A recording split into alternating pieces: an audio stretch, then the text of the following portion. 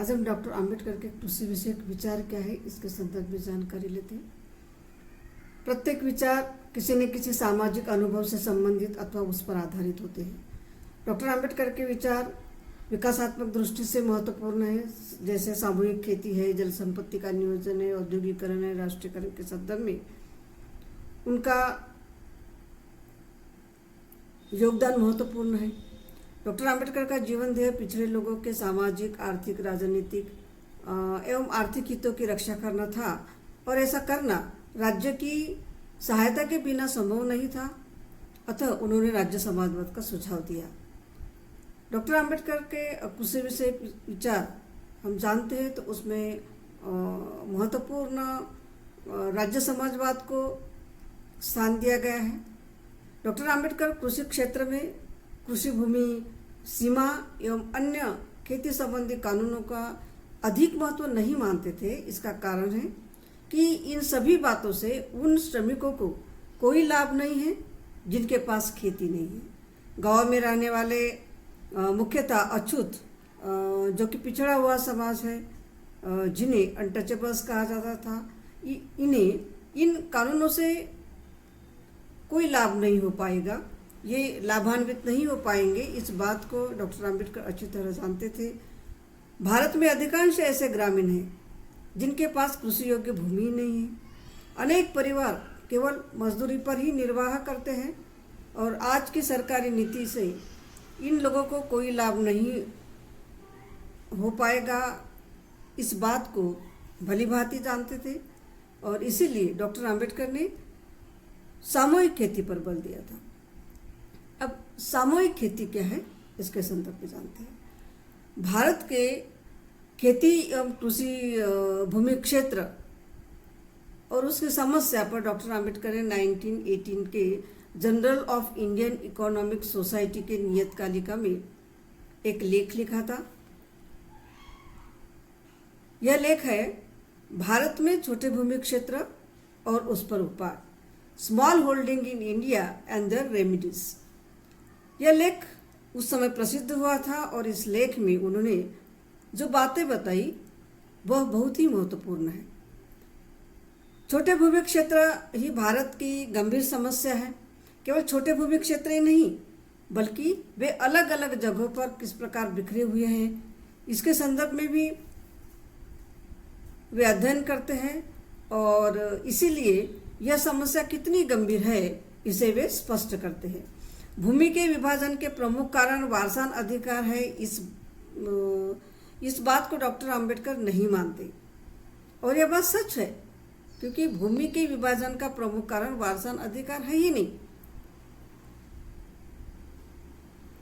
उनके मतानुसार भूमि पर पड़ा जनसंख्या का भार ही मुख्य कारण है। भूमि के छोटे छोटे टुकड़ों से कुछ न कुछ फायदा होता है, यही छोटे भूमि क्षेत्र की मुख्य समस्या है और छोटे भूमि क्षेत्र समस्या का मूल है।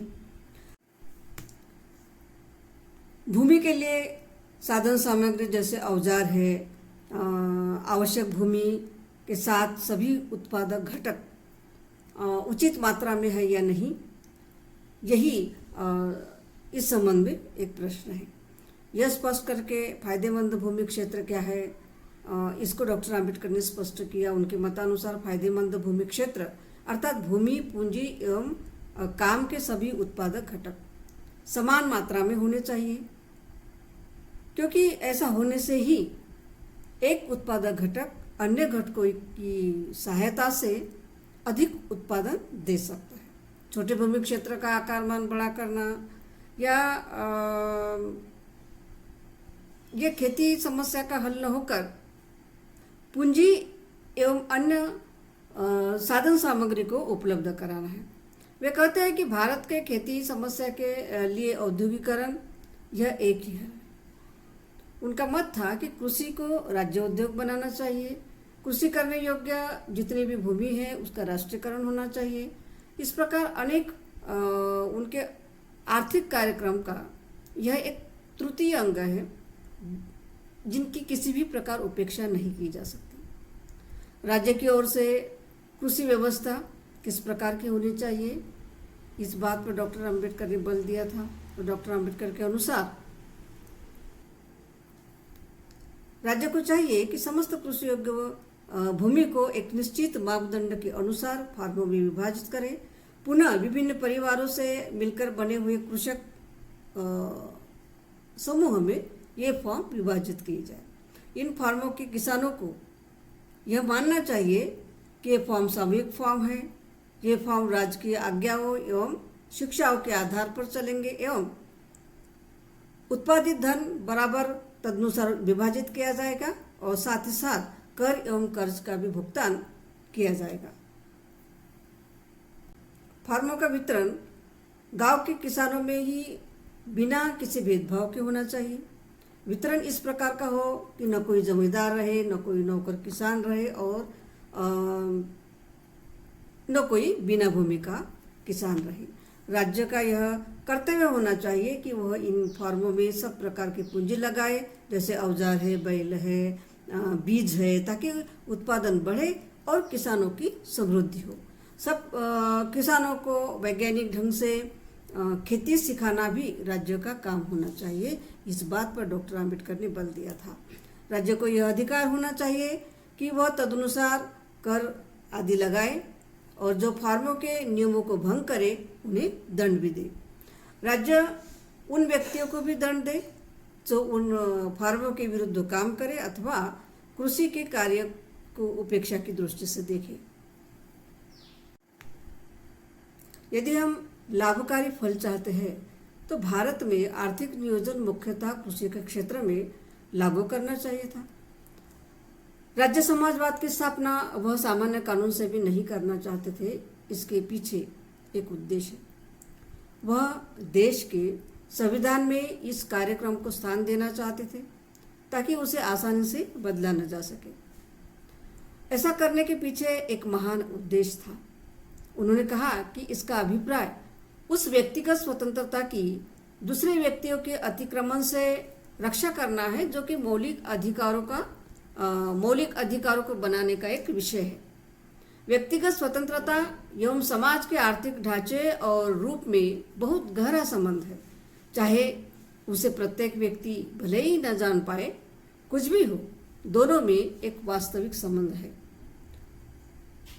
इस प्रकार हम देखते हैं कि उनका यह राज्य समाजवादी अथवा समन्वयवादी सिद्धांत समाज की भलाई के लिए, समाज के उत्थान के लिए बहुत ही महत्वपूर्ण था। और यह राज्य समाजवादी अथवा समन्वयवादी सिद्धांत तीन बातों को उचित समझता है,